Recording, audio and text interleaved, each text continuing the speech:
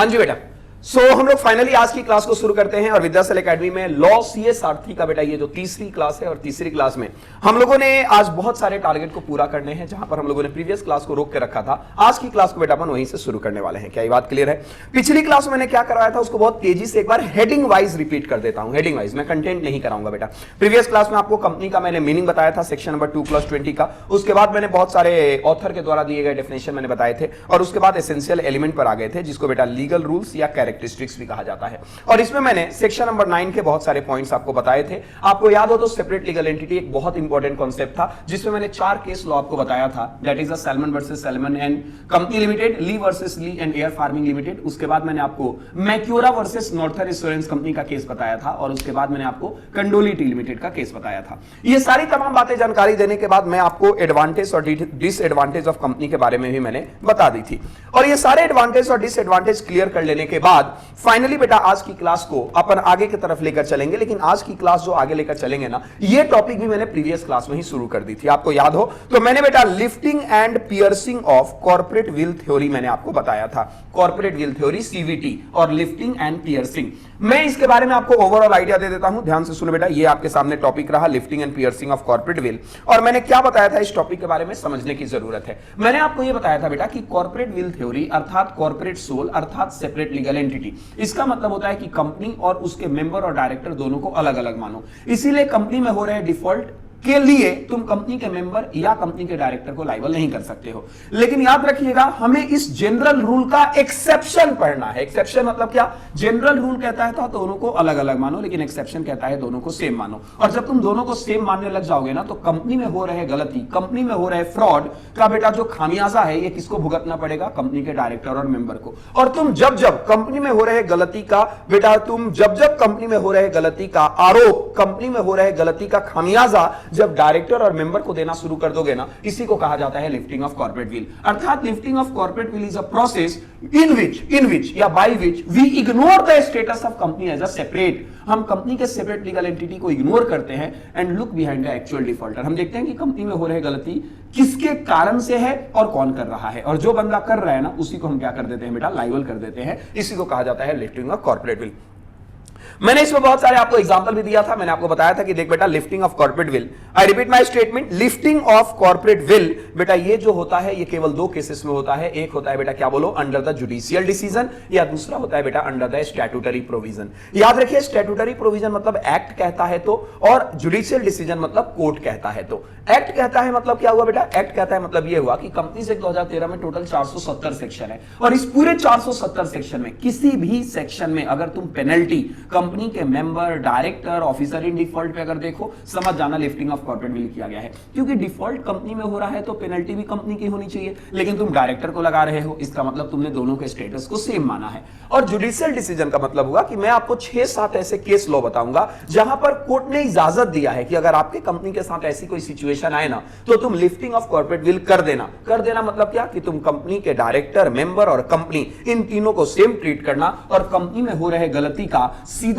Impact तुम किसके ऊपर डालना? बोलो बेटा कंपनी के डायरेक्टर और मेंबर के ऊपर। कोर्ट ने इजाजत दिया है। इसमें सबसे पहला मैंने पॉइंट बताया था बेटा प्रोटेक्शन ऑफ रेवेन्यू, अर्थात जब जब रेवेन्यू को प्रोटेक्ट करने की बात आए तो दिनसो मनिकजी पिटीशन के केस में कहा गया था कि आप लिफ्टिंग ऑफ कॉर्पोरेट विल कर सकते हो।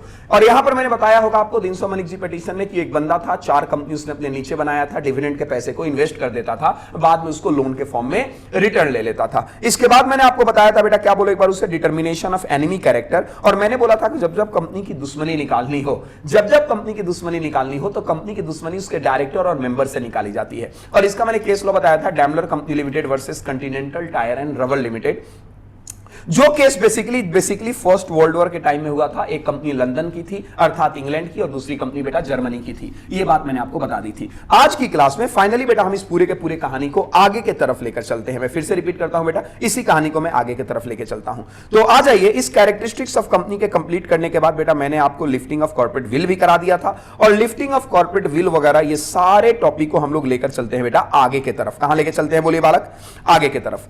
तो इस लिफ्टिंग ऑफ कॉर्पोरेट विल में, इस लिफ्टिंग ऑफ कॉर्पोरेट विल में दिनसो मनिक जी पिटीशन का एक केस ऑलरेडी हो चुका था। दूसरा केस बेटा आपका Daimler company limited versus continental tyre का हो चुका था। आइए मैं आपके साथ फाइनली शुरू करता हूं बेटा आपके तीसरे पॉइंट के तरफ से शुरुआत करते हैं। तो बेटा फाइनली हमारा लिफ्टिंग ऑफ कॉर्पोरेट विल का जो तीसरा पॉइंट है ना, वो पॉइंट कहता है प्रिवेंशन ऑफ फ्रॉड या इम्प्रॉपर कंडक्ट। याद रखिएगा, दो केस लॉ में इसका कराऊंगा। एक केस लॉ कराऊंगा जोन वर्सेस लिपमैन का, और एक केस कराऊंगा गिलफोर्ड मोटर वर्सेस हॉर्ने का। ये दोनों आपके एग्जाम में क्वेश्चन आ चुका है। याद रखिएगा, इस केस लॉ के थ्रू कहा गया था कि जब जब कंपनी में कोई फ्रॉड हो, ध्यान से मेरी बात सुनना, जब जब कंपनी में कोई फ्रॉड हो या कोई इम्प्रॉपर कंडक्ट किया जा रहा हो और कंपनी को बचाने के लिए कंपनी का सेपरेट लीगल एंटिटी यूज किया जा रहा हो, तो वहां पर कोर्ट सेपरेट लीगल एंटिटी को इग्नोर करेगा और एक्चुअल फ्रॉड करने वाले पर्सन को टच करेगा और उसी को पेनलाइज करेगा। दिस इज कॉल्ड एज, क्या बोलो बेटा, प्रिवेंशन ऑफ फ्रॉड या इम्प्रॉपर कंडक्ट। मतलब कंपनी में फ्रॉड और इम्प्रॉपर कंडक्ट को अगर रोकना हो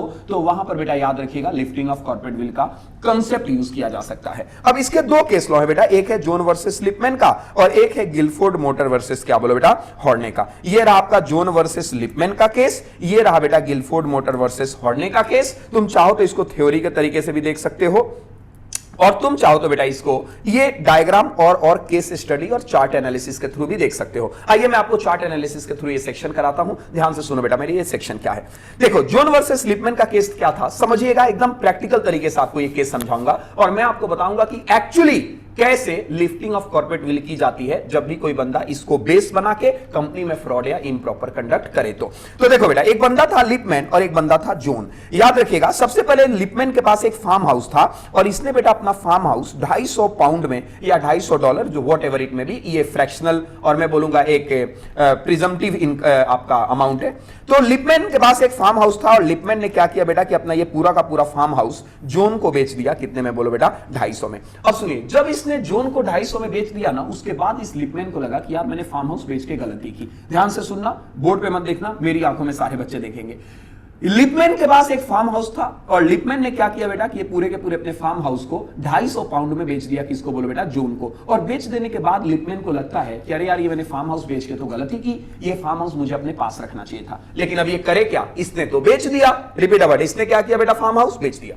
लेकिन अगर आप सेल ऑफ गुड्स एक्ट 1930 को अच्छे से जानते हो ना, अगर नहीं भी जानते हो तो कोई दिक्कत नहीं, मैं कराऊंगा आपको सेल ऑफ गुड्स एक्ट 1930। तो वहां पर एक कॉन्सेप्ट कराया जाएगा आपको, फिलिप्स वर्सेस ब्रुक्स का केस। मैं केस लॉ का भी नाम बता देता हूं, Phillips versus Brooks. Sale of goods act में ये केस कराया जाएगा और यहां पर एक बात बोली जाती है, ध्यान से सुनो, कि अगर मान लो आपने ये प्रॉपर्टी किसी और को बेच दिया, लेकिन इस प्रॉपर्टी का पोजीशन आपके पास ही है, और उसके बाद क्योंकि पोजीशन आपके पास था इसीलिए आपने फ्रॉडुलेंट इंटेंशन के साथ ये प्रॉपर्टी किसी थर्ड पार्टी को फिर से बेच दिया हायर अमाउंट में, और वो थर्ड पार्टी जो है वो इनोसेंट है। तो याद रखिएगा बेटा, सेल ऑफ गुड्स एक्ट कहता है कि इस प्रॉपर्टी का मालिकाना हक सामने वाले न्यू बायर को जाएगा, ना कि उस बंदे को जाएगा जिस बंदे ने ये प्रॉपर्टी पहले ही परचेज कर लिया था। इसको बेटा सेल ऑफ गुड्स एक्ट में आपको एक हेडिंग में पढ़ाया जाता है, sale by non owner of the goods. क्योंकि ये प्रॉपर्टी मैंने जैसे आपको बेचा ऐसे ही मैं ओनरशिप से हट गया, कायदे से आप ओनर बन गए। तो जब आप ओनर बन गए तो इस प्रॉपर्टी को मैं कैसे बेच सकता हूं भाई किसी और को। लेकिन sale by non owner of the goods का ये एक्सेप्शन है। क्या एक्सेप्शन है कि अगर आपने प्रॉपर्टी किसी और को बेचा और प्रॉपर्टी का पोजीशन आपके पास ही है, पोजीशन आपके पास है, तो याद रखिए इस सिचुएशन में वो पूरी की पूरी प्रॉपर्टी बेटा, पूरी की पूरी प्रॉपर्टी सामने वाले न्यू बायर को बेची जा सकती है। और अगर न्यू बायर इनोसेंट हो तो ये मालिकाना हक न्यू बायर को जाएगा। सामने वाली ओल्ड बायर आप पे केवल मुकदमा करके कंपनसेशन क्लेम कर सकती है, लेकिन प्रॉपर्टी का मालिकाना हक सामने वाले को जाएगा। इसी पॉइंट को बेस बनाते हुए ये लिपमैन ने बेटा एक नया ड्रामा किया। क्या नया ड्रामा किया कि इसने क्या किया, क्योंकि प्रॉपर्टी इसी के पास थी और प्रॉपर्टी बेच दिया गया था जोन को, कागज दे दिया गया था जोन को। इसके बाद लिपमैन ने क्या किया बेटा, सब्सिक्वेंटली फार्म हाउस को फिर से रीसोल्ड कर दिया। किसको बेटा, अपने ही द्वारा बनाए गए एक कंपनी को, अपने ही द्वारा बनाए गए कंपनी को। अर्थात इसको अगर डायग्राम तरीके से देखोगे तो एक बंदा लिपमैन ने अपना फार्म हाउस बेचा, किसको बोलो बेटा, जोन को। और उसके बाद इसको क्योंकि अपनी प्रॉपर्टी अपने फार्म हाउस को रिटेन करना था, तो इसने क्या किया, तुरंत अपने नीचे एक कंपनी बनाई और कंपनी बना के अपना पूरा ये फार्म फिर से रिसोल्ड कर दिया। किसको बोलो बेटा, अपनी कंपनी को, जिस कंपनी को इसी ने बनाया था। अब ये जब जोन आया प्रॉपर्टी का पोजीशन मांगने, तो यहां पर लिपमैन ने बोला कि सर ये प्रॉपर्टी आपकी नहीं, ये प्रॉपर्टी कंपनी की है, क्योंकि कंपनी यहां पर गुड फेथ में है और कंपनी गुड फेथ में है। तो इस प्रॉपर्टी को जब मैंने रिसोल्ड किया तो इसका मालिकाना हक कंपनी के पास जाएगा, आप हमसे केवल कंपनसेशन ले सकते हो, अपने घर को जाओ। अब सवाल यह पैदा होता है कि जोन ने बोला अरे सर ये कंपनी और आप ये दोनों एक ही तो हैं। इस लिपमैन ने बोला ना ना ना ना, ये कंपनी और मैं, हम दोनों एक नहीं है, कंपनी का तो सेपरेट लीगल एंटिटी होता है। इसीलिए जब मैंने एक थर्ड पार्टी को प्रॉपर्टी बेच दी तो ये प्रॉपर्टी मेरी कहां रही, ये प्रॉपर्टी कंपनी की चली गई, कंपनी तो गुड फेथ में है। अब यहां पर लिपमैन क्या कर रहा है बेटा, यहां पर लिपमैन बेसिकली कॉर्पोरेट सोल अर्थात सेपरेट लीगल एंटिटी को बेस लेते हुए किसी और पार्टी के साथ फ्रॉड कर रहा है। कोर्ट ने बोला ऐसा नहीं चलेगा। यहां पर कोर्ट ने लिपमैन को और इस कंपनी को दोनों को सेम ट्रीट माना, और दोनों को सेम ट्रीट करते हुए ये रिसोल्ड को रिसोल्ड नहीं माना और प्रॉपर्टी का पोजीशन मिस्टर जॉन को दे दिया। तो कंपनी ने यहां पर दोनों को सेम माना है ना कोर्ट ने, लिपमैन और कंपनी को, इसलिए कहा जाता है इसे लिफ्टिंग ऑफ कॉर्पोरेट विल।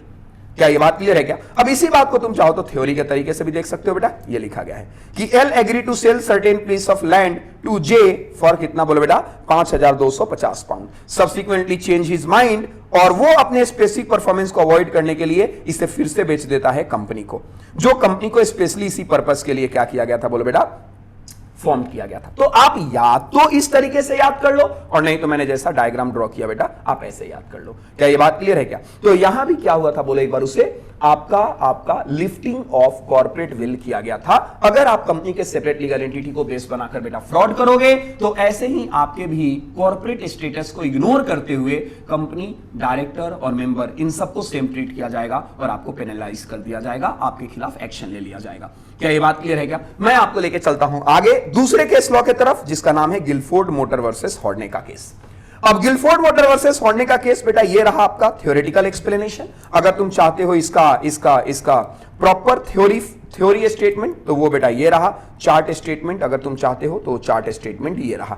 क्या ये बात क्लियर है क्या? लेकिन इन सब चीजों से हटके आइए मैं पहले आपको समझाता हूं कि गिलफोर्ड मोटर वर्सेस हॉर्ने का केस क्या है और यहां पर कैसे एक इम्प्रॉपर कंडक्ट करते टाइम कंपनी के सेपरेट लीगल एंटिटी को इग्नोर किया जाता है। ध्यान से सुनिएगा।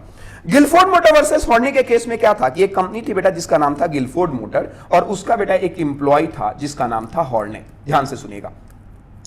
अब कंपनी ने बेटा इस इंप्लॉय को जब हायर किया ना तो उसने टर्म्स एंड कंडीशन साइन किए। मतलब गिलफोर्ड मोटर ने जब हॉर्ने को एज ए एम्प्लॉय अपॉइंट किया तो उसके साथ कॉन्ट्रैक्ट ऑफ एम्प्लॉयमेंट में एक टर्म्स एंड कंडीशन लिखा। क्या टर्म्स एंड कंडीशन लिखा? गिलफोर्ड मोटर ने कहा हॉर्ने से कि भाई देख, तू जब तक मेरा एम्प्लॉय है तब तक तो मेरे फेवर में काम करेगा, लेकिन जिस दिन तू मेरे कंपनी को छोड़ के जाएगा ना, नालायक, तू मेरे सारे कस्टमर, मेरी सारी पॉलिसी, मेरे सारे कंटेंट को चुरा के लेके चला जाएगा और तू किसी और कंपनी को दे देगा या खुद नई वेंचर शुरू कर देगा। हमारे देश में होता भी यही है बेटा कि हम जिस थाली में खाते हैं उस थाली में छेद नहीं करते, लेकिन जिस थाली में खा चुके होते हैं अर्थात जब जाने की बात आती है तो उस थाली को तोड़ के चले जाते हैं।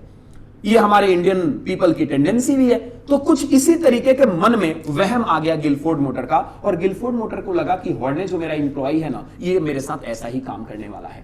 तो यहां पर गिलफोर्ड मोटर ने क्या किया, अपने इंप्लॉय के साथ, हॉर्ने के साथ एक टर्म्स एंड कंडीशन साइन कर लिया, और उस टर्म्स एंड कंडीशन में लिखा कि देखो सर, जब आप हमारे इंप्लॉयमेंट को सीज्ड कर दोगे अर्थात खत्म करोगे, तो एक बात याद रखना, आप हमारे कस्टमर को सॉलिसिट नहीं करोगे। बेटा कस्टमर सॉलिसिट मतलब होता है आप हमारे कस्टमर को ब्रेक नहीं करोगे। डन करेगा? यहां पर हॉर्ने को बेटा चाहिए था नौकरी, हॉर्ने ने इस टर्म्स एंड कंडीशन पे अपना साइन कर दिया और साइन करके बोला कि कोई दिक्कत नहीं सर, हम आपके कस्टमर को कभी भी ब्रेक नहीं करेंगे। डन करेगा? इसके बाद हॉर्ने ने काम करना शुरू किया। हॉर्ने ने सारे काम को सीखा, A to Z each and everything सीख लेने के बाद हॉर्ने ने बेटा गिलफोर्ड मोटर कंपनी का काम छोड़ दिया और इसने एक नई कंपनी बनाई। ध्यान से सुनना बेटा, इसने एक नई कंपनी बनाई, और नई कंपनी बना के हरामी ने बेटा क्या किया कि अपने पुराने कंपनी के कस्टमर को सॉलिसिट करना शुरू कर दिया। ध्यान से सुनिएगा, देखो कितना चालाक बंदा है। इसने एक नई कंपनी बनाई और नई कंपनी बना के अपने पुराने कंपनी के कस्टमर को बेटा सॉलिसिट करना शुरू कर दिया, ब्रेक करना शुरू कर दिया। सॉलिसिट मतलब होता है ब्रेक करना।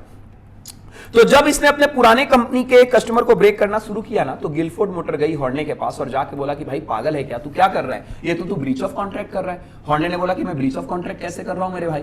तो यहां पर गिलफोर्ड ने बोला कि सर, हमारे साथ कॉन्ट्रैक्ट ऑफ एम्प्लॉयमेंट है कि आप हमारे कस्टमर को ब्रेक नहीं करोगे। तो हॉर्ने ने बोला कि हम आपके कस्टमर को ब्रेक तो कर ही नहीं रहे, ये मैं हूं, वो कंपनी है, हम दोनों का सेपरेट लीगल एंटिटी है। आपका कॉन्ट्रैक्ट मेरे साथ हुआ था, आपका कॉन्ट्रैक्ट कोई कंपनी के साथ थोड़ी हुआ था, और कंपनी का तो सेपरेट लीगल एंटिटी है। इसीलिए याद रखिएगा, आपकी कॉन्ट्रैक्ट एनफोर्समेंट मेरे साथ है, ना कि इस कंपनी के साथ है।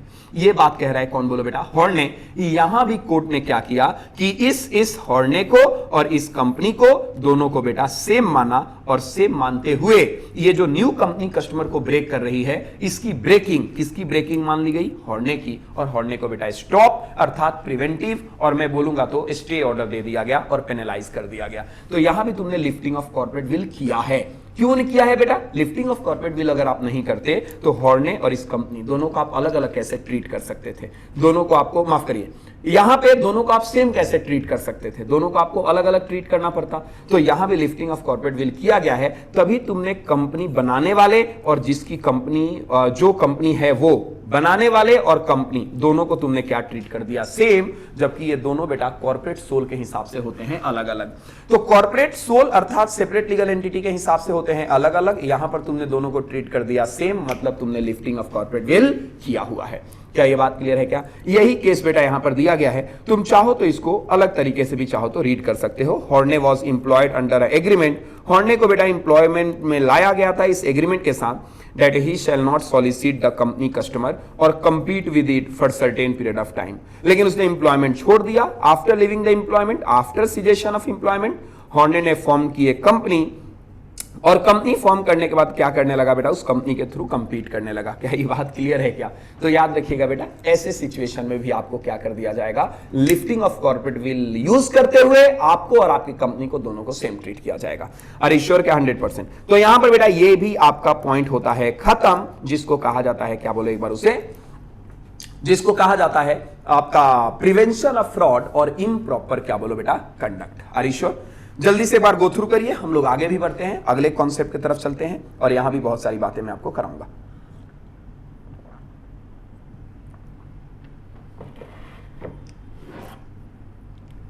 Just wait.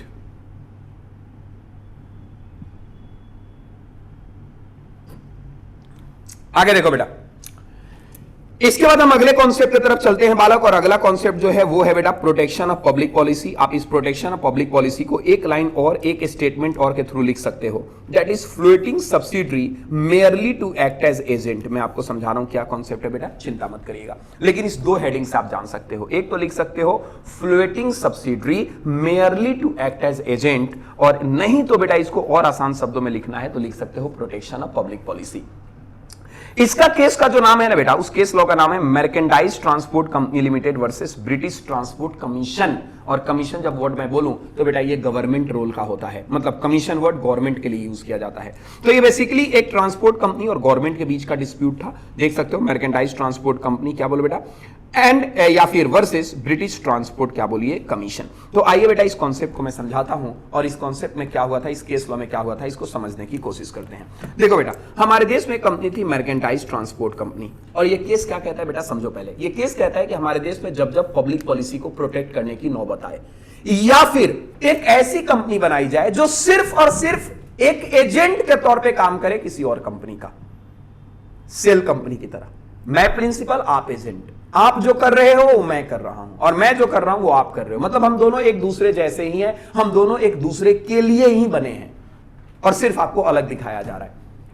तो बोला गया है कि अगर हमारे देश में कोई भी कंपनी के लिए पब्लिक पॉलिसी प्रोटेक्शन की बात आए, या फिर कोई ऐसी कंपनी बनाई जा रही है जिस कंपनी का सिर्फ और सिर्फ काम as a agent, as a new company दिखना है, हालांकि वो कंपनी पुराने कंपनी वाला ही काम कर रही है, मैं बताऊंगा कैसे, चिंता मत करो। तो ऐसे ऐसे सिचुएशन में भी कॉर्पोरेट विल को लिफ्ट किया जाएगा, और ये जो नई कंपनी बनाई गई है, इस नई कंपनी को बेटा सेम ट्रीट करते हुए और एक्शन ले लिया जाएगा। मैं आपको समझाता हूं, आपको समझ आ जाएगा मैं क्या कहना चाहता हूं, ध्यान से सुनिए। एक कंपनी है बेटा मर्केंटाइज ट्रांसपोर्ट कंपनी, और मर्केंटाइज ट्रांसपोर्ट कंपनी ने बेटा अगेंस्ट पब्लिक पॉलिसी में कुछ काम किया था, अगेंस्ट पब्लिक पॉलिसी। और क्योंकि इस कंपनी ने अगेंस्ट पब्लिक पॉलिसी में कोई काम किया था, अर्थात इसका खराब ट्रैक रिकॉर्ड था, इसीलिए मर्केंटाइज ट्रांसपोर्ट कंपनी ने बेटा ट्रांसपोर्ट एप्लीकेशन के लिए, ध्यान से सुनिएगा, ट्रांसपोर्ट एप्लीकेशन के लिए एप्लीकेशन अप्लाई किया बेटा गवर्नमेंट के पास, ब्रिटिश ट्रांसपोर्ट कमीशन के पास। लेकिन गवर्नमेंट ने क्या किया बेटा कि इस एप्लीकेशन को रिजेक्ट कर दिया, और बोला कि देखो भैया आप अगेंस्ट पब्लिक पॉलिसी काम करते हो, इसीलिए हम ये एप्लीकेशन आपको नहीं दे सकते। अब यहां पर मर्केंटाइज ट्रांसपोर्ट कंपनी ने एक दिमाग लगाया। क्या दिमाग लगाया? इसने अपने नीचे बेटा एक होली ओन सब्सिडरी कंपनी बना ली। देखो तुम इसकी हरामीपंती। इसने अपने नीचे बेटा एक होली ओन सब्सिडरी कंपनी बना ली और इस होली ओन सब्सिडरी कंपनी से फिर से अप्लाई करवा दिया, फिर से अप्लाई करवा दिया। अब यहां पर गवर्नमेंट ने बोला कि अरे भाई पागल है क्या तेरे को, अभी तो मैंने मना किया था ना। इस बंदे ने बोला ना, आपने मेरे को मना किया था, ये तो कोई और कंपनी है और हम दोनों के बीच में सेपरेट लीगल एंटिटी है, इसीलिए आपने मेरा जो रिजेक्शन किया है ये सेम रिजेक्शन इसके लिए अप्लाई नहीं हो सकता। तो याद रखिएगा यहां पर ब्रिटिश कमीशन ने इस नई कंपनी को और इस मर्केंटाइज ट्रांसपोर्ट कंपनी को दोनों को सेम ट्रीट किया और इसके द्वारा अप्लाई किए हुए अर्थात इसने जो री अप्लाई किया था इसके एप्लीकेशन को भी फिर से क्या कर दिया गया, रिजेक्ट। क्यों रिजेक्ट किया, याद रखिएगा, क्योंकि ये जो नई कंपनी बनी है ये कंपनी सिर्फ एज अ एजेंट बनाई गई है दिस ओल्ड कंपनी का। इस कंपनी का कोई अपना वेंचर तो है नहीं, कोई अपना बिजनेस तो है नहीं, कोई अपनी पॉलिसी तो है नहीं और आपको बनाया गया सिर्फ एज अ एजेंट रिप्रेजेंट होने के लिए किसी और कंपनी का। तो ऐसे सिचुएशन में याद रखिएगा हम आपके पूरे के पूरे एप्लीकेशन को फिर से रिजेक्ट कर देंगे। यही बात है बेटा यहां पे लिखी गई है। बोला गया है कि एक ट्रांसपोर्ट कंपनी ऑब्टेन करना चाहती थी licence from its for its vehicle but it could not do so if it made application on its own name. इसलिए इसने एक फॉर्म की सब्सिडरी कंपनी और उसने फिर से अप्लाई कर दिया उस सब्सिडरी कंपनी के नाम पे। क्या ये बात क्लियर है क्या? व्हीकल को भी ट्रांसफर कर दिया गया सब्सिडरी कंपनी के नाम पे। तो बोला गया हेल्ड, इट वाज हेल्ड, मतलब कोर्ट ने डिसाइड किया कि parent and subsidiary company was one commercial unit and application for licence क्या बोले बेटा, वाज रिजेक्टेड। तो मैं हमेशा बच्चों से बोलता हूं कि बेटा लॉ अगर आपको समझ आ गया ना तो उसके थ्योरी को लिखना ये आपके दाहिने हाथ का काम होता है। आप कॉन्सेप्ट समझो बेटा, आप फालतू की चीजों को मत देखो। हमेशा delivery of concept is more important than retaining the concept. अगर आप कॉन्सेप्ट समझ जाओगे रिटेन कर लोगे, अगर आप रिटेन करने के चक्कर में लगोगे ना तो कॉन्सेप्ट समझ जाएगा ना तो आपसे याद होगा। क्या ये बात क्लियर है क्या? तो ये केस लॉ मैंने और भी आपको एक्स्ट्रा दे रखा है। देखो केस लॉ की बेटा, केस लॉ की कोई कमी नहीं है, केस लॉ बहुत सारे हैं, बहुत सारे हैं। तो मैंने एक एक्स्ट्रा केस लॉ भी अपने तरफ से दे दिया है, ये मॉड्यूल में आपका केस लॉ नहीं है। आगे सुनिएगा मैं आपको लेके चलता हूं अगले पॉइंट की तरफ। अगला पॉइंट, और अगला पॉइंट बेटा यहीं से करा देता हूं, सुनिए। मात्र 2 पॉइंट और भी है और जिन दोनों पॉइंट में यही बात कही गई है कि लिफ्टिंग ऑफ कॉर्पोरेट विल कौन कौन से केस में यूज होगा। तो अगला पॉइंट बोला गया कि देखिए लिफ्टिंग ऑफ कॉर्पोरेट विल आप एक सिचुएशन और भी कर सकते हो। कब? जब कंपनी अवॉइड करे लीगल ऑब्लिगेशन या वेलफेयर लेजिस्लेशन। अर्थात ध्यान से सुनिए, मैं पहले आपको एग्जांपल दूंगा उसके बाद आऊंगा। और ये जो पॉइंट मैं आपको करा रहा हूं ये पॉइंट एक केस लॉ के थ्रू करा रहा हूं, जिस केस लॉ का नाम है बेटा workman of associated rubber industry limited versus associated rubber industry limited. Just wait बेटा, जस्ट वेट।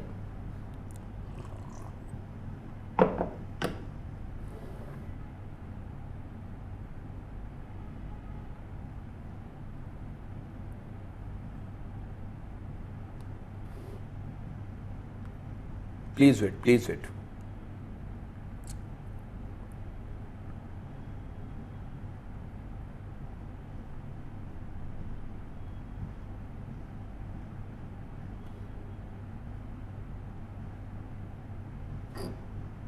हाँ जी ठीक है, आइए बेटा और मेरी बात ध्यान से सुनिए मैं क्या कह रहा हूं एवरीवन। यहां बोला गया कि कंपनी कभी कभी क्या करती है ना बेटा कि अपने सेपरेट लीगल एंटिटी को बेस बनाकर कोई लीगल ऑब्लिगेशन अर्थात बेटा कोई भी कंप्लायंस ऑफ लॉ से बचने की कोशिश करती है सेपरेट लीगल एंटिटी को यूज करते हुए।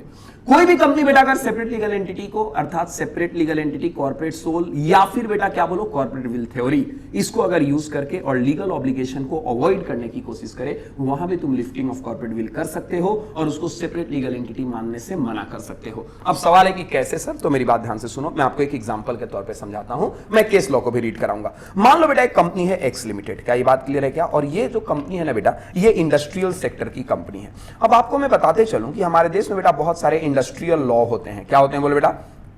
Industrial law. और हमारे देश में जितनी भी इंडस्ट्रियल लॉ होती है ना बेटा वो मैक्सिमम 20 लेबर से अर्थात 20 इंप्लॉय से अप्लाई होना शुरू हो जाती है। आप बोनस एक्ट को देखो, फैक्ट्री एक्ट को देखो, मिनिमम वेजेस एक्ट को देखो, आप मैटरनिटी बेनिफिट को देखो, आप कितनी भी लेबर लॉ उठा के देख लीजिए, सारे लेबर लॉ की एप्लीकेबिलिटी ना बेटा 10 और मोर देन 10 अगर इलेक्ट्रिसिटी कंपनी है तो, और अगर विदाउट इलेक्ट्रिसिटी एड के थ्रू अगर बिजनेस कैरी ऑन हो रहा है तो 20 और मोर वर्कर होते ही आपके बेसिकली वो एप्लीकेबल होना शुरू हो जाता है। क्या ये बात क्लियर है क्या? तो इस बात को आप लोग याद कर लीजिएगा कि हमारे देश में जितनी भी लेबर लेबर और इंडस्ट्रियल लॉ होती है ना बेटा, ये सब उस कंपनी पे अप्लाई होना शुरू हो जाती है जिसके स्टाफ बेटा इलेक्ट्रिसिटी अगर उस कंपनी में है तो 10 और मोर, विदाउट इलेक्ट्रिसिटी है तो 20 और मोर। तो मैं यहां पर 20 का एग्जांपल ले रहा हूं। मान लो बेटा कि एक कंपनी है एक्स लिमिटेड, इसके ऊपर सारा इंडस्ट्रियल लॉ अप्लाई हो जाएगा अगर इसके 20 इंप्लॉय हो गए तो। ध्यान से सुनिए, अब मान लो एक्स लिमिटेड के पास बेटा 19 इंप्लॉय हो गए, डन करे क्या, और ये 19 इंप्लॉय के थ्रू अपने बिजनेस को कैरी कर रहा था, लेकिन इसको जरूरत आई 2 स्टाफ और हायर करने की, नहीं तो इसको बिजनेस लॉस हो रहा है। अगर ये 2 स्टाफ को हायर नहीं करेगा तो बिजनेस लॉस होगा, तो इसको बेटा 2 स्टाफ और हायर करना था। लेकिन एक्स लिमिटेड ने सोचा कि अगर मैंने 2 स्टाफ हायर कर लिया ना तो मेरे 19 + 2 21 स्टाफ हो जाएंगे, और एक बार अगर 21 स्टाफ हो गया तो सारा इंडस्ट्रियल लॉ और सारे के सारे आपका लेबर लॉ मेरे ऊपर एप्लीकेबल हो जाएगा। कौन इतनी मत्थापच्ची करे भाई, मैं स्टाफ को हायर नहीं करूंगा, लेकिन अगर स्टाफ हायर नहीं करेगा तो इसको नुकसान होगा। तो इसने ना एक दिमाग लगाया। क्या दिमाग लगाया, ध्यान से सुनिए। एक्स लिमिटेड ने क्या किया कि अपने नीचे कंपनी बना ली बेटा वाई लिमिटेड। प्लीज ध्यान से सुनिएगा, एक्स लिमिटेड ने अपने नीचे कंपनी बना ली वाई लिमिटेड, और वाई लिमिटेड के थ्रू फर्दर स्टाफ को बेटा हायर कर लिया। ये जो 2 स्टाफ हैं, इस 2 स्टाफ को बेटा हायर कर लिया। किसके थ्रू हायर किया इसने बेटा, इसने हायर किया वाई लिमिटेड के थ्रू। अब कोई भी पूछेगा एक्स लिमिटेड से कि भाई सुन वो 2 स्टाफ तेरे हैं क्या, वो बोल देगा नहीं नहीं मेरे थोड़ी हैं, ये तो वाई लिमिटेड के हैं।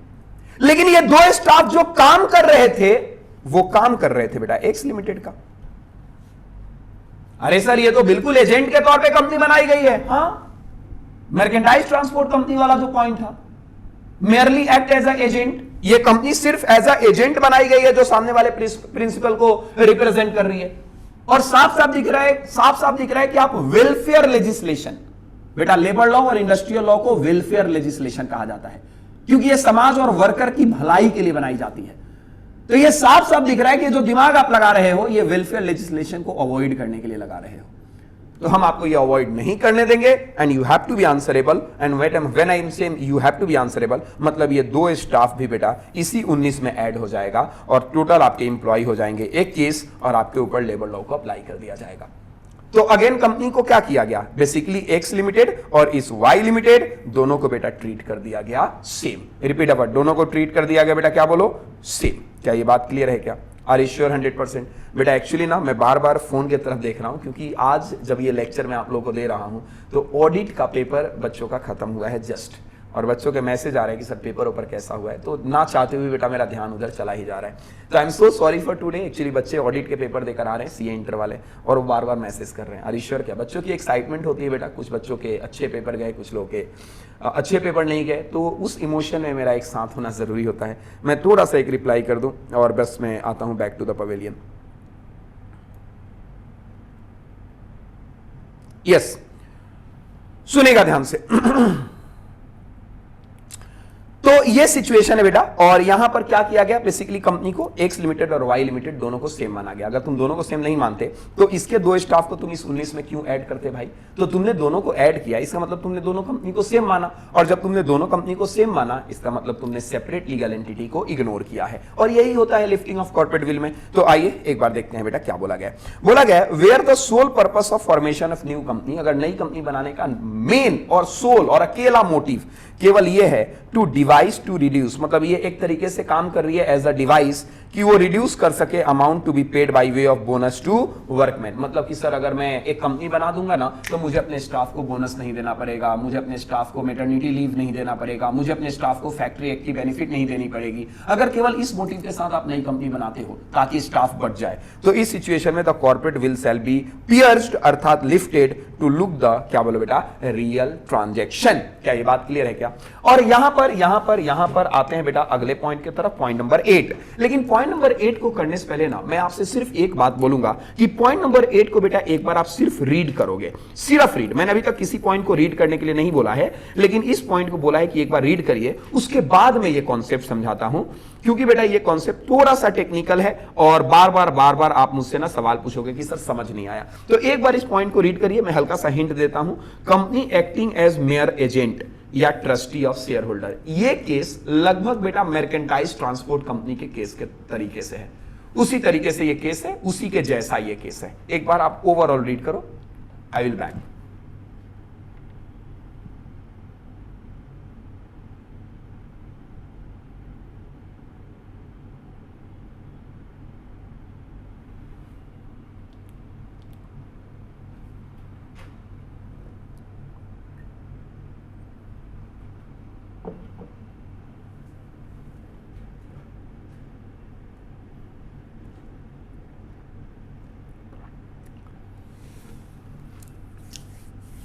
एक बार रीड करिएगा बेटा।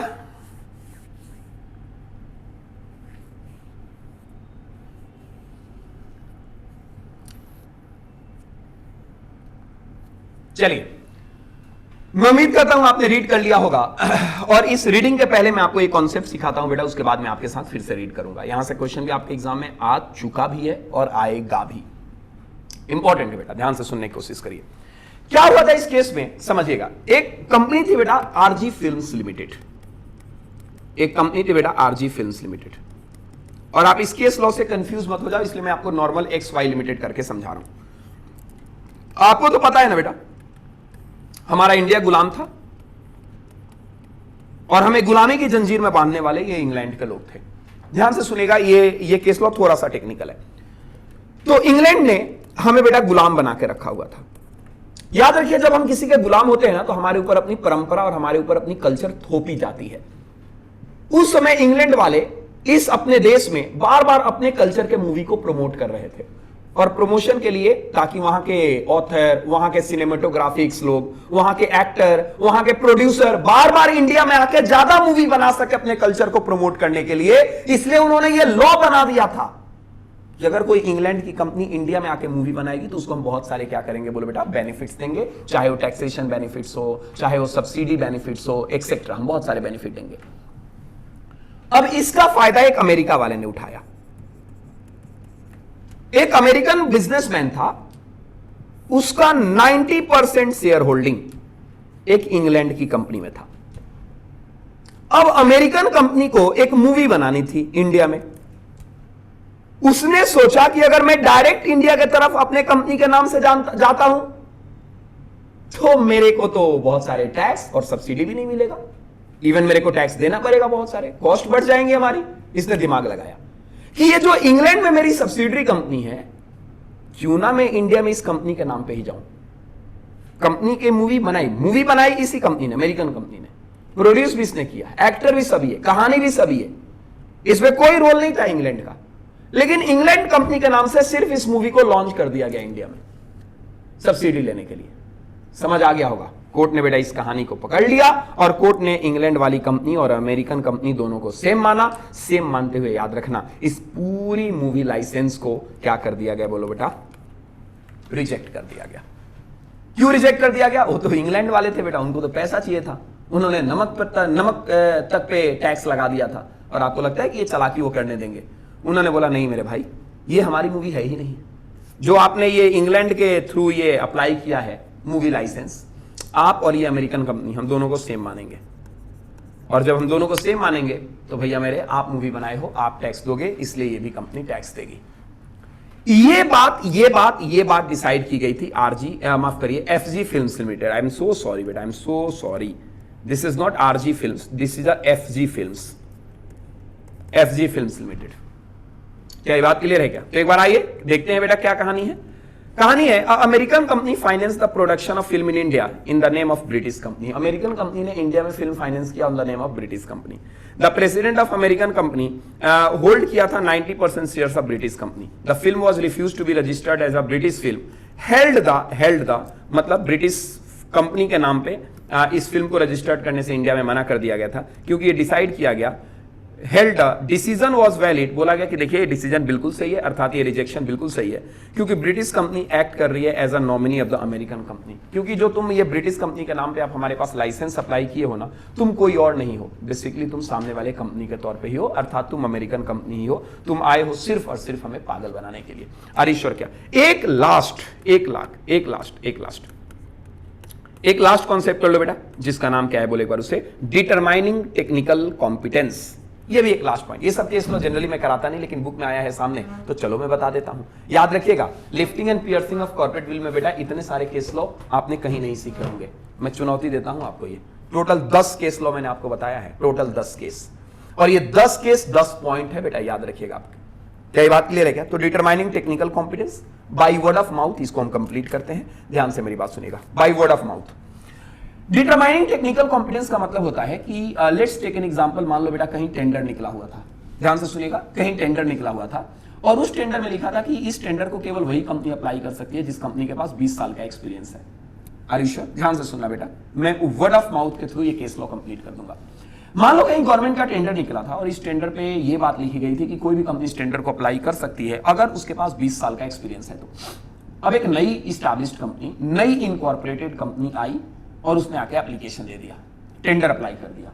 उससे बोला गया कि अरे मेरे भाई सुनो, तुमने क्यों अप्लाई कर दिया, तुम्हें तो बने हुए 2 साल हुए।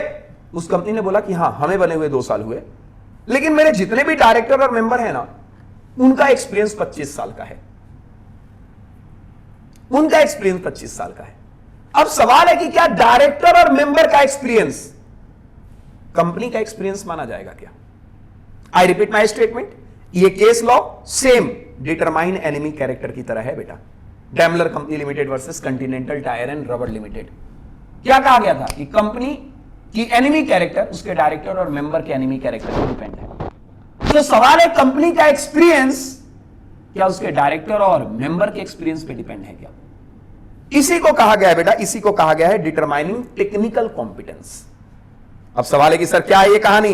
तो सिंपल, एक लाइन में, new horizon limited versus union of India का केस है और बोला गया है कि experience of promoter could well be considered as experience of company. That set, company के प्रोमोटर का एक्सपीरियंस कंपनी का प्रोमोटर है।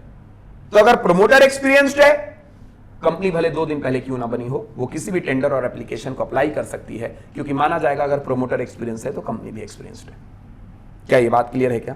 और लास्ट बेटा पॉइंट, एक लाइन में बस, वो अब देखो ये जबरदस्ती का पॉइंट है बेटा, कंटेम्प्ट ऑफ कोर्ट। ऑब्वियस सी बात है ना, कंटेम्प्ट ऑफ कोर्ट का मतलब होता है कोर्ट की अवमानना करना। तो जब कोर्ट ने आपके खिलाफ फैसला दिया तो उसको ओबे करना, ये कंपनी के डायरेक्टर और मेंबर का काम है, क्योंकि कंपनी तो बेटा आर्टिफिशियल पर्सन है। Company can not talk, company can not walk, company can not react, and how company can follow any court order. Court order को फॉलो करना तो कंपनी के डायरेक्टर और मेंबर का काम है। अगर कोर्ट ने आपको कोई फैसला दिया और आपने उसको फॉलो नहीं किया, तो मेरे भाई भले ही डिफॉल्ट कंपनी ने किया, लेकिन पेनलाइज किया जाएगा कंपनी के डायरेक्टर और मेंबर को, क्योंकि आपकी ऑब्लिगेशन है उसको मानना। और कोर्ट की अगर कंटेम्प्ट आप करोगे तो पेनल्टी भी आपको ही होगी। तो यहां पर बेटा आपका खत्म हो जाता है, क्या बोले एक बार उसे, यहां पर आपका खत्म हो जाता है ये कॉन्सेप्ट जिसका नाम है बेटा, जिसका नाम है lifting and piercing of corporate will. क्या ये बात क्लियर है क्या? और lifting and piercing of corporate will complete होते ही ये पूरा का पूरा कंपनीज एक्ट 2013 का एक इंट्रोडक्टरी पॉइंट, जिसको मैं कहता हूं बेटा इंट्रोडक्टरी पॉइंट, वो कंप्लीट हो जाता है। Are you sure 100%? अब इसके बाद आप बोलोगे सर सुनो ना, ये काइंड्स ऑफ कंपनी आप शुरू कर दीजिए, क्योंकि अगला पॉइंट बेटा काइंड्स ऑफ कंपनी का है। लेकिन लेकिन लेकिन लेकिन काइंड्स ऑफ कंपनी पे जाने से पहले एक बार हम आ जाइए नोट्स पे भी देख लेते हैं। आपका एफजी फिल्म्स लिमिटेड का केस मैंने ऑलरेडी करा दिया है, अमेरिकन कंपनी, ब्रिटिश कंपनी वाला, और यहां पर शुरू हो जाता है क्या बोलो बेटा, काइंड्स ऑफ कंपनी। तो यहां भी काइंड्स ऑफ कंपनी है बेटा, और बुक में भी अगर आप देखोगे तो वेरियस काइंड्स ऑफ कंपनी। तो आइए ऊपर वाले का नाम लेते हैं और बेटा काइंड्स ऑफ कंपनी को शुरू करते हैं। लेकिन याद रखिएगा हमारे देश में कंपनी बहुत तरीके की होती है। पब्लिक कंपनी होती है, प्राइवेट कंपनी होती है, 1 पर्सन कंपनी होती है, सेक्शन 8 कंपनी होती है, गवर्नमेंट कंपनी, फॉरेन कंपनी, निधि कंपनी, पीएफआई, थक जाऊंगा मैं नाम लेते लेते, लेकिन कंपनी खत्म नहीं होगी। इसीलिए बेटा कंपनी को शुरू करने से पहले, अर्थात टाइप्स ऑफ कंपनी को शुरू करने से पहले ये बेटर है कि आप इसका एक डिवीजन कर लो। तो याद रखिएगा कंपनी को बेटा 4 बेस पर डिवाइड किया जा सकता है। पहला होता है ऑन द बेसिस ऑफ क्या बोलो बेटा, स्टॉट। ये आपके एग्जाम में क्वेश्चन नहीं आता, ये ऐसे ही जनरल बोलचाल की भाषा में टाइप्स ऑफ कंपनी होती है। Types of company on the basis of statute. दूसरा होता है बेटा types of company on the basis of registration. तीसरा होता है बालक on the basis of control, और चौथा होता है बेटा अदर टाइप्स। याद रखिएगा types of company on the basis of statute में कंपनी होती है 2 तरीके की, chartered company, statutory company. On the basis of registration में कंपनी होती है 2 तरीके की, पब्लिक कंपनी, प्राइवेट कंपनी। और याद रखिएगा यहां पर प्राइवेट कंपनी फर्दर 3 कैटेगरी में डिवाइड होता है, normal company, 1 person company, small company. Private company को डिफाइन किया गया बेटा सेक्शन नंबर 2 क्लॉज 68, ओपीसी को 2 क्लॉज 62, और बेटा स्मॉल कंपनी को 2 क्लॉज 85, और पब्लिक कंपनी जो है उसको डिफाइन किया गया है 2 क्लॉज 71। ये सेक्शन याद रखिएगा सर। 2 क्लॉज 72 में किसको डिफाइन किया है? पीएफआई को, पब्लिक फाइनेंशियल इंस्टीट्यूशन, आपको आगे देखने को मिलेगा 2 clause 72, public company, public financial institution, इसलिए दोनों सेक्शन एक साथ है। On the basis of control में कंपनी होती है 3 तरीके की, और ये तो आपके एग्जाम में 8 नंबर का क्वेश्चन आया था। उन्होंने डायरेक्ट ये पूछ लिया था, डिफाइन करो company on the basis of control, that's it. जिन बच्चों ने ये बेसिस नहीं पढ़ा, डायरेक्ट टाइप्स ऑफ कंपनी पढ़ना शुरू कर दिया, उसको समझ ही नहीं आया होगा कि मैं कौन सा वाला टाइप्स लिखूं। तो याद रखिएगा on the basis of control में कंपनी तीन तरीके की, holding company, subsidiary company, associate company. Holding company 2 clause 46, associate company 2 clause 87, associate company माफ करिए, holding company 2 clause 46, subsidiary company 2 clause 87 और एसोसिएट कंपनी बेटा 2 क्लॉज 6। अदर टाइप्स में बहुत तरीके की कंपनी होती है बेटा, body corporate 2 clause 11, NPO section 8 company, not for profit organisation, foreign company 2 clause 42, government company 2 clause 45, listed company 2 clause 52, dormant company 455 section, illegal association 464 और पब्लिक फाइनेंशियल इंस्टीट्यूशन 2 क्लॉज 72। इतने तरीके की कंपनी बेटा हमारे देश में होती है नालायकों, इतने तरीके की। क्या ये बात क्लियर है क्या? तो एक एक करके क्या करते हैं बेटा, सारे टाइप्स ऑफ कंपनी को शुरू करते हैं। सो बेटा फाइनली इसमें सबसे पहले ये रीडिंग वाला पार्ट जो है टाइप्स ऑफ कंपनी में, इसको कंप्लीट करते हैं, क्योंकि याद रखिएगा चार्टर्ड कंपनी और स्टैट्यूटरी कंपनी, इससे क्वेश्चन बेटा आपके एग्जाम में नहीं आता। तो कहा गया सबसे पहले चार्टर्ड कंपनी क्या होती है पहले समझिएगा, उसके बाद रीडिंग वाला पार्ट करेंगे। Chartered company means a company which are created by charter of crown. याद रखिएगा बेटा, पहले के जमाने में चार्टर्ड कंपनी हुआ करती थी। Practical example east India company. East India company के पास अपना कोई एमओए एओए नहीं था।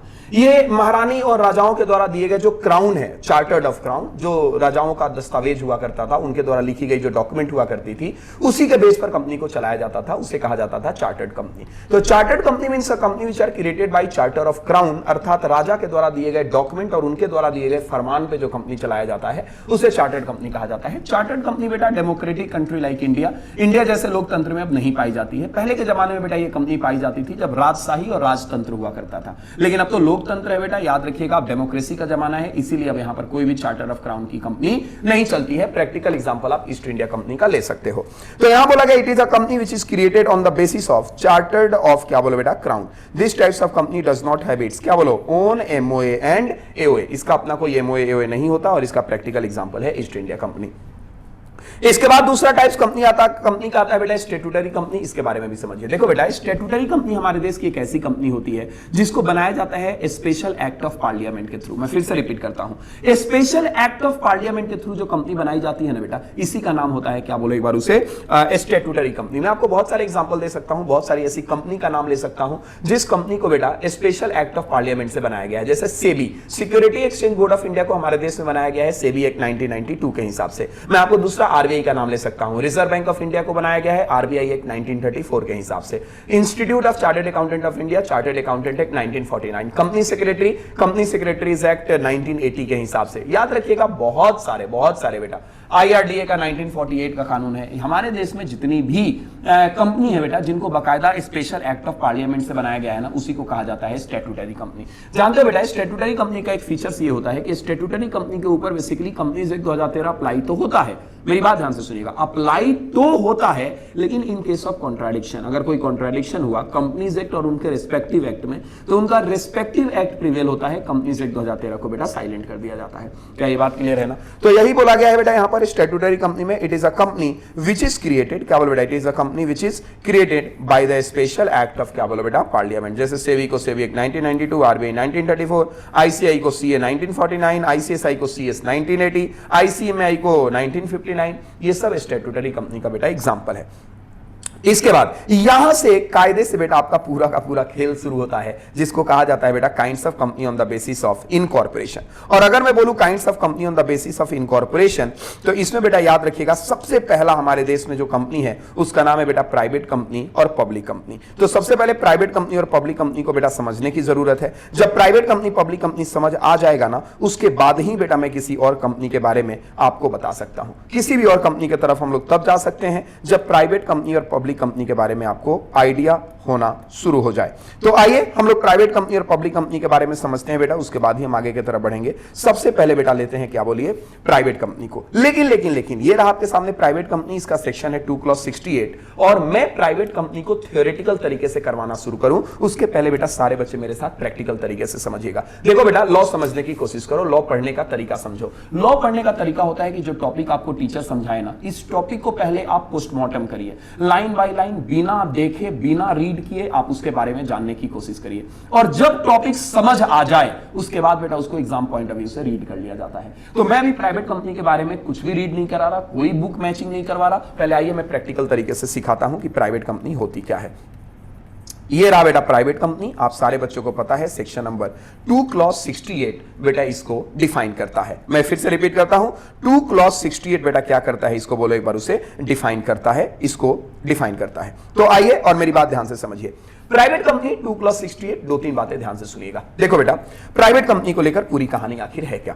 सबसे पहली बात याद रखिएगा, प्राइवेट कंपनी की पहचान होती है कि हमारे देश में कोई भी कंपनी अगर प्राइवेट कंपनी होती है ना, तो उसके नाम के आगे बेटा लिखा रहता है प्राइवेट लिमिटेड। जबकि अगर कोई कंपनी बेटा पब्लिक कंपनी होती है तो उसके नाम के आगे लिखा रहता है लिमिटेड। तो अगर मैं बोलूं रिलायंस इंडस्ट्री लिमिटेड, तो याद रखिएगा ये पब्लिक कंपनी हुई। और अगर मैं बोलूं आपसे कि रिलायंस इंडस्ट्री प्राइवेट लिमिटेड, तो ये प्राइवेट कंपनी हुई। लेकिन रिलायंस इंडस्ट्री बेटा पब्लिक कंपनी है। लेकिन अगर विद्यास्थल की बात करूं तो विद्यास्थल प्राइवेट लिमिटेड, ये प्राइवेट कंपनी है। क्या ये बात क्लियर है क्या? ये तो एक पार्ट हुआ बेटा दोनों को समझने के लिए। दूसरी बात याद रखिएगा, प्राइवेट कंपनी को बनाने के लिए मैं बोला था ना पोस्टमार्टम, मैं प्राइवेट कंपनी को लेकर बहुत सारे पोस्टमार्टम करना चाहता हूं और उसके बाद में आऊंगा डेफिनेशन पे। याद रखिएगा, ये पढ़ने का तरीका होता है कि पहले आप टॉपिक को समझिए और जब समझ आ जाएगा उसके बाद उसको रीड करना शुरू करिए।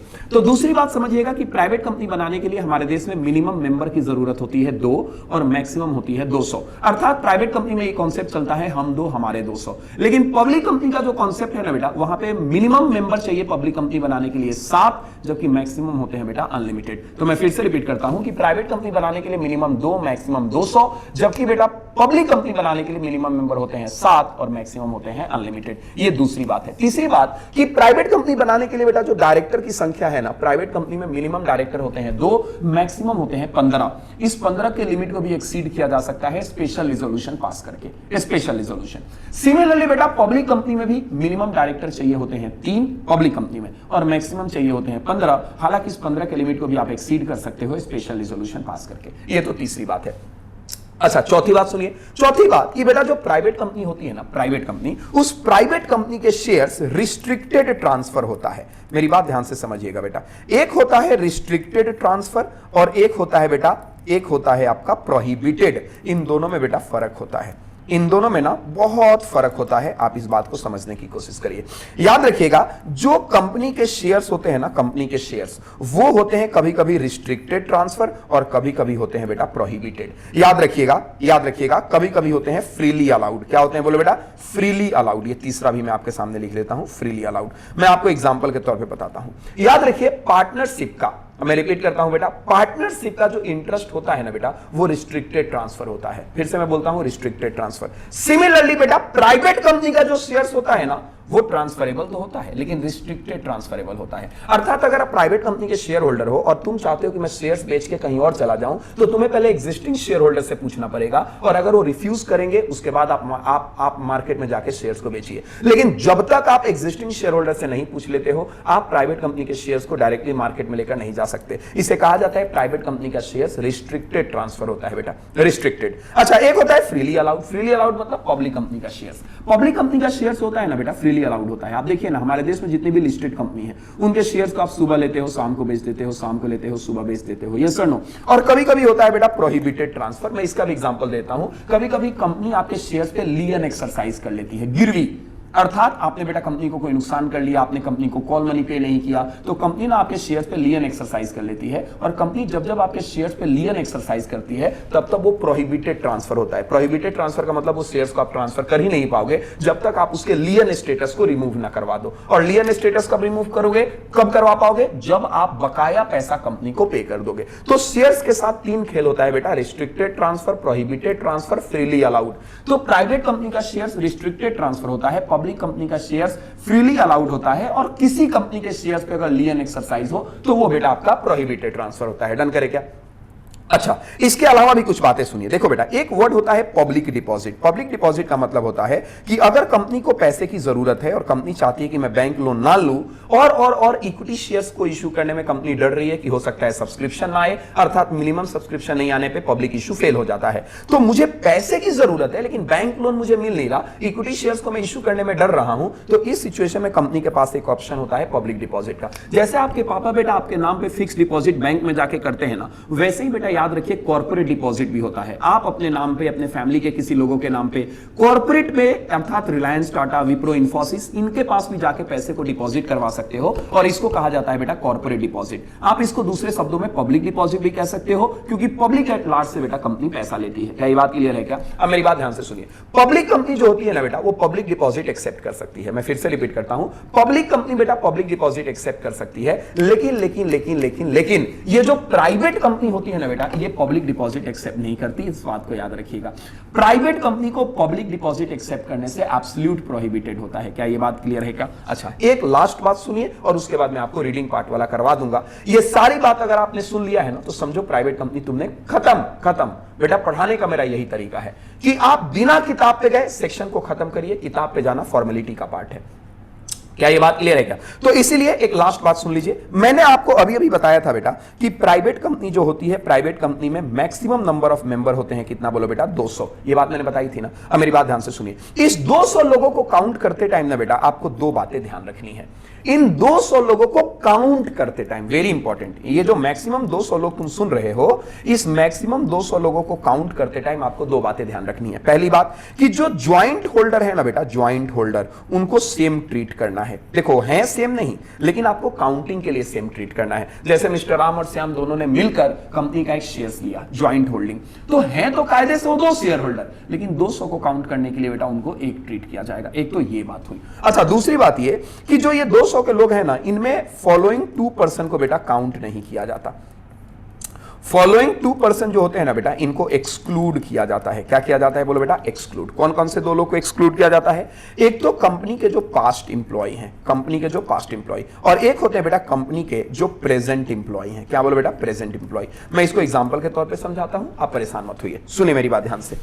मान के चलो बेटा कि ये कंपनी है रिलायंस, और रिलायंस ने अपने इंप्लॉय मिस्टर राम को कुछ शेयर्स दे रखा था। ध्यान से सुनिएगा, रिलायंस ने बेटा अपने इंप्लॉय मिस्टर राम को, मान लो ये रिलायंस मान लो प्राइवेट कंपनी है, क्योंकि बेटा ये प्राइवेट कंपनी का ही एक्सप्लेनेशन होता है, प्राइवेट कंपनी में ही लिमिटेशन होती है मैक्सिमम 200 लोगों की। Are you sure? क्या? ध्यान से सुनिएगा। तो मान लो रिलायंस प्राइवेट कंपनी ने अपने इंप्लॉय मिस्टर राम को 100 शेयर्स दे रखा है। तो बोला गया क्या राम करेंट इंप्लॉय है? हाँ जी, राम करेंट इंप्लॉय है। क्या राम करेंट इंप्लॉय के साथ साथ कंपनी का शेयर होल्डर भी है? हाँ जी, शेयर होल्डर भी है। तो क्या कायदे से कंपनी का जब शेयर होल्डर है तो आपको भी 200 की लिमिट में काउंट होना होगा? तो आंसर इज नहीं होना होगा, क्योंकि आप करेंट इंप्लॉय हो, और अगर आप एग्जिस्टिंग इंप्लॉय हो और इंप्लॉय के साथ शेयर होल्डर भी हो, तो आपको हम 200 की लिमिट में काउंट नहीं करेंगे। एक तो ये है, आप हो शेयर होल्डर, मैं ये नहीं कह रहा शेयर होल्डर नहीं हो, शेयर होल्डर हो, 200 की लिमिट में काउंट नहीं करेंगे। अच्छा, दूसरी बात, मान लो बेटा ये राम कंपनी के एम्प्लॉयमेंट को सीज्ड कर देता है, अर्थात छोड़ देता है। तो जब राम कंपनी के एम्प्लॉयमेंट को छोड़ देगा ना बेटा, ध्यान से सुनिएगा, जब राम कंपनी के एम्प्लॉयमेंट को क्या कर देगा? छोड़ देगा, तो ये बन जाएगा पास्ट इंप्लॉय, लेकिन शेयर उसने आज तक भी होल्ड करके रखा हुआ है इन्वेस्टमेंट पर्पस के लिए। उसको लगा कि मैं बाद में जब बेचना हो बेचूंगा, अभी क्यों बेचूं?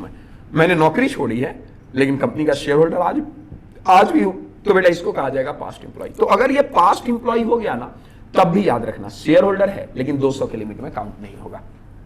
क्या ये बात क्लियर है क्या? मिला जुला के मैं ये कहना चाहता हूं नालायको, मैं ये कहना चाहता हूं कि 200 की जो लिमिट है ना, ये फ्रेश काउंटिंग की है।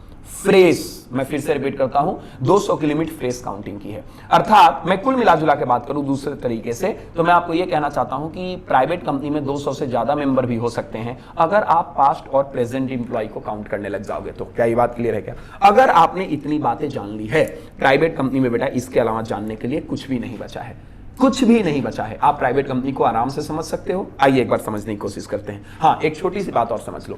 पहले बेटा, अब तो इसको अमेंड कर दिया गया, पहले प्राइवेट कंपनी बनाने के लिए आपका minimum paid up share capital 1 lakh रुपए चाहिए था, और पब्लिक कंपनी बनाने के लिए आपका minimum paid up share capital 3 lakh चाहिए था।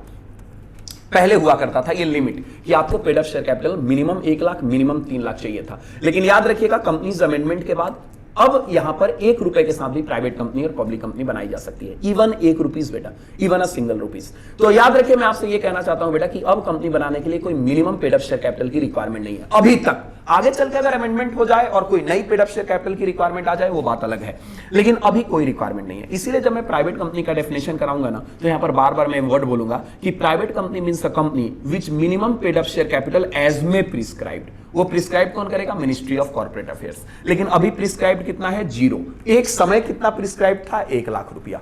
हो सकता है आगे चल के रूल आ जाए कि अगर आपको प्राइवेट कंपनी बनाना है तो मिनिमम 1 लाख रुपए का पेड अप शेयर कैपिटल रखिए, हो सकता है, लेकिन अभी वो लिमिट नहीं है। क्या ये बात क्लियर है ना? आइए एक बार डेफिनेशन देखते हैं। आप लोग तैयार हो बेटा डेफिनेशन पढ़ने के लिए। ये लीजिए साहब, सेक्शन नंबर 2/68 मेरे बालक, ये आपके सामने सेक्शन 2/68 का सेक्शन रहा और बोला गया प्राइवेट कंपनी का मतलब एक ऐसा कंपनी जिसका मिनिमम शेयर कैपिटल उतना होगा जितना एमसीए कहेगी और अपने आर्टिकल के थ्रू वो कंपनी 3 काम करती है। ध्यान से सुनना, वेरी इंपॉर्टेंट। बोला गया प्राइवेट कंपनी का मतलब एक ऐसा कंपनी जिसका minimum paid up share capital होगा उतना जितना एमसीए कहेगी। एंड केवल यही प्राइवेट कंपनी का डेफिनेशन नहीं है, एंड हम उस कंपनी को प्राइवेट कंपनी कहेंगे जो अपने आर्टिकल ऑफ एसोसिएशन में 3 बातें लिखी रहेगी। कौन सी 3 बातें? पहला, उसमें रिस्ट्रिक्शन रहेगा। क्या? Right to transfer its share, मतलब कंपनी के मेंबर अपने शेयर्स को फ्रीली ट्रांसफरेबल नहीं कर सकते हैं। क्या ये बात क्लियर है? क्या दूसरी बात बेटा, उसमें लिमिट लगा दिया जाएगा। क्या लिमिट लगा दिया जाएगा? कि आपका मैक्सिमम मेंबर जो होंगे ना वो 200 होंगे। हालांकि ओपीसी, क्योंकि OPC is also example of private company. याद रखिएगा प्राइवेट कंपनी का ही एक काइंड्स, एक पार्ट 1% कंपनी होती है, लेकिन 1% कंपनी में बेटा याद रखिएगा मैक्सिमम 200 मेंबर नहीं होते, उसमें मैक्सिमम 1 ही होते हैं। इसलिए बोला गया है accept in case of OPC, मतलब ओपीसी में 200 लोग नहीं होंगे, नहीं तो बाकी सारे प्राइवेट कंपनी में मैक्सिमम नंबर ऑफ मेंबर बेटा 200 होते हैं। इसके बाद प्रोहिबिट कर दिया जाएगा। क्या प्रोहिबिट किया जाएगा? कि प्राइवेट कंपनी इनवाइट नहीं करेगी पब्लिक को सब्सक्राइब करने के लिए किसी भी सिक्योरिटी ऑफ द कंपनी को। तो पब्लिक बेटा कभी भी सिक्योरिटी सब्सक्राइब नहीं करती। ऑब्वियस सी बात है, पब्लिक ऑफर 200 से ज्यादा लोगों को किया जाता है। इसीलिए बेटा याद रखिएगा यहां पर मेंबर की लिमिट ही जब आपने 200 लगा दी है तो पब्लिक इशू का सवाल ही नहीं है, पब्लिक को सिक्योरिटी सब्सक्राइब करने का सवाल ही नहीं है। क्या यह बात क्लियर है? क्या हाँ, पहले के जमाने में आई एम सो सॉरी बेटा, मिनिमम 1 लाख और 5 लाख, मैंने 3 लाख बोल दिया था। पहले के जमाने में 2015 तक बेटा मिनिमम 1 लाख और 5 लाख का प्रिस्क्राइब्ड कैपिटल था, लेकिन आज के जमाने में ऐसा कुछ भी नहीं है। 2 बात मैंने बोला था आपको, ज्वाइंट मेंबर को 1 मेंबर काउंट करना है, पास्ट और प्रेजेंट एम्प्लॉय को क्या करना है? एक्सक्लूड। क्या करना है? बोलो बेटा एक्सक्लूड। Are you sure? क्या 100%? बोलो यस और नो। अब यहां पर एक बात और भी आपको समझनी है बेटा, एक बात और भी समझनी है, और वो बात ध्यान से सुनिए। क्या समझना है बेटा? ये देखिए, बहुत इंपॉर्टेंट बात मैं आपको बताने जा रहा हूं, इसलिए हर एक बच्चा ध्यान से समझने की कोशिश करेगा।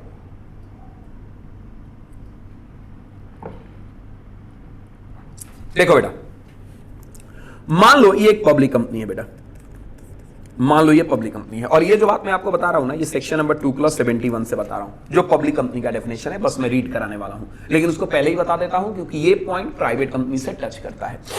तो मान लो ये पब्लिक कंपनी है बेटा, और पब्लिक कंपनी ने 51% शेयर्स किसी प्राइवेट कंपनी में एक्वायर कर लिया है। फिर से ध्यान से सुनिए, मान लो पब्लिक कंपनी ने 51% शेयर्स बेटा किसी प्राइवेट कंपनी में एक्वायर कर लिया है। याद रखिएगा इस बात को बेटा कि हमारे देश में जब भी कोई पब्लिक कंपनी बेटा अगर 51% शेयर्स किसी प्राइवेट कंपनी में एक्वायर कर लेती है ना, तो इस प्राइवेट कंपनी को भी डीम्ड पब्लिक कंपनी मान लिया जाता है। आप कहोगे क्या बात कर रहे हो सर, भले इसके नाम के आगे प्राइवेट लिमिटेड वर्ड लिखा रहे। हाँ बेटा, भले इसके नाम के आगे प्राइवेट लिमिटेड वर्ड लिखा रहे, भले इसमें आज भी मैक्सिमम नंबर ऑफ मेंबर की संख्या 200 है, लेकिन इस कंपनी को कंप्लायंस के लिए, मतलब इसके ऊपर पब्लिक कंपनी के सारे रूल्स एंड रेगुलेशन अप्लाई हो जाएंगे। बहुत सिंपल सा भी लॉजिक है भाई, कि जब तुम्हारा बाप पब्लिक कंपनी है तो तुम प्राइवेट कैसे हो सकते हो? अल्टीमेट तुमको कंट्रोल करने वाला तो पब्लिक कंपनी है ना, तो तुम्हारे अंदर भी पब्लिक कंपनी का नेचर तो आ ही गया। तो ये कॉन्सेप्ट है बेटा, याद रखिएगा कि अगर प्राइवेट कंपनी में बेटा किसी पब्लिक कंपनी ने 51% या उससे ज्यादा शेयर एक्वायर कर लिया, अर्थात किसी पब्लिक कंपनी ने प्राइवेट कंपनी को अपनी सब्सिडरी कंपनी बना ली, तो वो private subsidiary is also deemed to be public company. I hope are you getting what I am saying, yes और नो? तो ये कहानी है बेटा, और ये कहानी बेसिकली आपकी यहां पे दी गई है कि private subsidiary of public holding, ध्यान से सुनना, private subsidiary of public holding is deemed to be, क्या बोलो बेटा? Public company. क्या ये बात क्लियर है? अब यहां पर प्राइवेट कंपनी और पब्लिक कंपनी के कुछ डिफरेंस दिए गए हैं, लेकिन उस डिफरेंस को करने से पहले बेटा मैं पब्लिक कंपनी का डेफिनेशन आपको बता दूं। पब्लिक कंपनी का डेफिनेशन, अब मेरी बात ध्यान से सुनो। पब्लिक कंपनी का डेफिनेशन बेटा सेक्शन नंबर 2/71 में दिया गया है। मैं फिर से रिपीट करता हूं बेटा, पब्लिक कंपनी का डेफिनेशन 2/71 में दिया गया है, और पब्लिक कंपनी का डेफिनेशन कहता है कि public company means a company which is not a private company and which have minimum paid up share capital as may prescribed. तो पहले तो minimum paid up share capital prescribe था 5 लाख का, लेकिन अब तो प्रिस्क्राइब्ड है नहीं, तो आप इसको हटाओ। अब आ जाओ फिर से डेफिनेशन को। Public company means a company which is not a private company. अब बच्चा ना ऐसे सुन के हंसता है, ये क्या बात हुई सर कि public company means a company which is not a private company, private company means a company which is not a public company, both is what, both is a company. ये तो वाली बात हो गई। राम कौन है, सीता का बंदा, सीता कौन है, राम की बंदी, दोनों कौन है, बंदा बंदी। घर कहां है, पेड़ के सामने, पेड़ कहां है, घर के सामने, दोनों कहां है, आमने सामने। तो सर ऐसा कुछ एक्सप्लेनेशन थोड़ी हुआ। देखो बेटा, ये सब बोल के आप मजाक नहीं बना सकते। बिल्कुल अच्छा ड्राफ्टिंग किया गया है पब्लिक कंपनी का डेफिनेशन। बोला गया है public company means a company which is not a private company. Not a private company मतलब क्या, उसमें ये 3 रिस्ट्रिक्शन नहीं होता। Transferability of shares, maximum member 200, public security subscribe करना, ये जो तीनों रिस्ट्रिक्शन लगाई गई थी प्राइवेट कंपनी में, वो नहीं होती। अर्थात क्या मतलब, पब्लिक कंपनी का शेयर्स फ्रीली ट्रांसफरेबल होता है। दूसरा, मैक्सिमम मेंबर कितने भी हो सकते हैं। और तीसरा, पब्लिक सिक्योरिटी भी सब्सक्राइब कर सकती है। और ये वाली बात कि अगर एक पब्लिक कंपनी ने किसी प्राइवेट को अपना सब्सिडियरी बना लिया, more than 50% of voting right acquire कर लिया, तो इस सिचुएशन में वो प्राइवेट कंपनी भी क्या मान ली जाएगी बेटा, बोलो, पब्लिक कंपनी मान ली जाएगी, भले वो अपने आर्टिकल ऑफ एसोसिएशन में एज अ प्राइवेट कंपनी क्यों ना कंटिन्यू हो रही है। क्या ये बात क्लियर है क्या? अब दिखाने के लिए छोटा मोटा बेटा ये डिफरेंस आप देख सकते हो कि पहले के जमाने में एक once upon a time minimum paid up share capital private company में होता था कितना, बोलो बेटा, पब्लिक कंपनी में होता था 5 लाख, क्योंकि ये पब्लिक कंपनी है बेटा। यस, ये पब्लिक कंपनी है और ये आपका प्राइवेट कंपनी है, और आपके एग्जाम में दोनों का डिफरेंस भी आता है। तो वंस अपॉन अ टाइम पहले के जमाने में हुआ करता था कि 5 लाख बेटा आपका minimum paid up share capital public के लिए था और प्राइवेट के लिए 1 लाख था। खैर आगे, क्या ये एक्सेप्टेंस ऑफ पब्लिक डिपॉजिट, क्या ये अलाउ कर सकती है? अर्थात क्या पब्लिक कंपनी डिपॉजिट एक्सेप्ट कर सकती है? Answer is yes. बट क्या प्राइवेट कंपनी एक्सेप्ट कर सकती है public deposit? Answer is no. ये मैंने बता दिया है। मिनिमम मेंबर कितने होते हैं पब्लिक में? 7, यहां पर होते हैं 2। मैक्सिमम मेंबर पब्लिक में कितने होते हैं? कोई रिस्ट्रिक्शन नहीं, लेकिन यहां पर होते हैं 200, और इस 200 में बेटा प्रेजेंट और पास्ट इंप्लॉय को एक्सक्लूड करना है। Transferability of shares, public company में फ्रीली ट्रांसफरेबल, यहां पर रिस्ट्रिक्शन होता है। प्रोस्पेक्टस में याद रखिएगा, पब्लिक कंपनी जनरल पब्लिक को भी इन्वाइट कर सकती है सिक्योरिटी सब्सक्राइब करने के लिए। मैं फिर से रिपीट करता हूं, पब्लिक कंपनी जनरल पब्लिक को भी बेटा क्या कर सकती है, बोलो एक बार उसे, पब्लिक कंपनी जनरल पब्लिक को भी इनवाइट कर सकती है सिक्योरिटी सब्सक्राइब करने के लिए, अर्थात पब्लिक इशू कर सकती है। लेकिन प्राइवेट कंपनी बेटा पब्लिक इशू नहीं कर सकती। मिनिमम डायरेक्टर पब्लिक कंपनी में 3 होते हैं, प्राइवेट कंपनी में 2 होते हैं। मैक्सिमम बता दिया था, दोनों में ही 15 होते हैं। दोनों ही केस में मैक्सिमम डायरेक्टर क्या होते हैं, बोलो बेटा 15, और इसको स्पेशल रिजोल्यूशन पास करके इंक्रीज किया जा सकता है। आगे इंडिपेंडेंट डायरेक्टर याद रखिएगा, पब्लिक कंपनी में अपॉइंट किए जाते हैं, प्राइवेट कंपनी में नहीं किए जाते हैं। Retirement of director by rotation, ये सब नई बातें मैंने एक्स्ट्रा बातें बता दी है, ये सब बात आपके एग्जाम के लिए नहीं चाहिए होगा, लेकिन फिर भी सुन लो, पब्लिक कंपनी में ना एक रोटेशन ऑफ डायरेक्टर की जरूरत होती है। मतलब क्या, जितने भी डायरेक्टर हैं उसमें से 2/3 डायरेक्टर बेसिकली रोटेशनल होते हैं, और उस 2/3 में से 1/3 डायरेक्टर लाइबल टू रिटायर होते हैं। मतलब मान लो मेरे कंपनी में 10 डायरेक्टर हैं, तो 10 × 2/3, मान लो ये फिगर आया 6, इस 6 का 1/3 मान लो फिगर आया कितना, बोलो बेटा 2, तो ये 2 डायरेक्टर रिटायर होंगे हर साल, और इन 2 डायरेक्टर की जगह नए डायरेक्टर आएंगे। मतलब पब्लिक कंपनी के डायरेक्टर रीसफलिंग होते रहेंगे, रीसफलिंग। लेकिन प्राइवेट कंपनी में एक डायरेक्टर जीवन भर के लिए डायरेक्टर हो सकता है। इसी को कहा जाता है retirement of director by rotation. Similarly general meeting का कोरम यहां पर अलग होता है, यहां पर कम से कम 2 लोग होते हैं। बेटा अब ये ना अलग अलग बातें, ये this is not for your ये exam, this is for intermediate level. ये सब इंटरमीडिएट का कॉन्सेप्ट है, मैंने ऐसे ही चमकाने के लिए इस बुक में दे रखा है, तो इसका आपके एग्जाम से कोई लेना देना नहीं। तो ये आपका प्राइवेट कंपनी पब्लिक कंपनी का डिफरेंस है। 1 2 3 4 5 6 7 8 टोटल 8 पॉइंट बेटा as a private company public company के डिफरेंस में आप लिख सकते हो। एक और लिख सकते हो कि प्राइवेट कंपनी के आगे प्राइवेट लिमिटेड, पब्लिक कंपनी के आगे लिमिटेड लिखा जाता है, ये भी आप लिख सकते हो। क्या बेटा ये बात क्लियर है क्या? तो टोटल 9 डिफरेंस पॉइंट आपके हो गए। तो यहां पर ये पूरा का पूरा पॉइंट खत्म होता है बेटा, और मैं इस क्लास को भी मैं यहां पर करता हूं समाप्त, क्योंकि बेटा यहां पर अब शुरू करना होगा अपने को, क्या बोलो, further. Private company public company हो गया, अब मुझे आपके साथ शुरू करना होगा 1 पर्सन कंपनी, फिर उसके बाद शुरू करना होगा small company, as so on, आगे बढ़ेंगे। तो ये एक नया कॉन्सेप्ट, अलग कॉन्सेप्ट है। मिलता हूं मैं आपके साथ नेक्स्ट क्लास में, हम बहुत डिटेल में बात करेंगे, और next class purely live class होगी अलॉन्ग विद आपका डाउट। तो मैं आप लोगों से लाइव मिलने के लिए बेटा ज्यादा एक्साइटेड हूं। आप सारे बच्चे आइए, लेक्चर को देखेंगे, सारी टीम, सारे फैकल्टी का आप लेक्चर को देखते रहिए, क्योंकि हम आपसे हैं। मैं रिपीट करता हूं बेटा, मैं जानता हूं कि आप हमसे नहीं है, लेकिन हम आपसे हैं। तो हम दोनों, और मैं बोलूंगा कि हम दोनों एक दूसरे से हैं, ये भी कहा जा सकता है। तो आप हैं तो हम हैं, तो इसीलिए आप हमारे साथ आइए, हमारे साथ लेक्चर को देखिए, पूरी टीम को सपोर्ट करिए। अगर ऐसा लगता है कि हम आपके जीवन और आपके प्रोफेशन में कुछ भी कंट्रीब्यूट कर पा रहे हैं, तो I think that you should be with us, you should be with us. तो मैं लाइव क्लास में आप लोगों से मिलूंगा। क्लास की टाइमिंग होगी 6:30 to 8, 6:30 बजे से 8 बजे तक। मिलता हूं बेटा मैं नेक्स्ट क्लास में। Thank you so much, God bless you.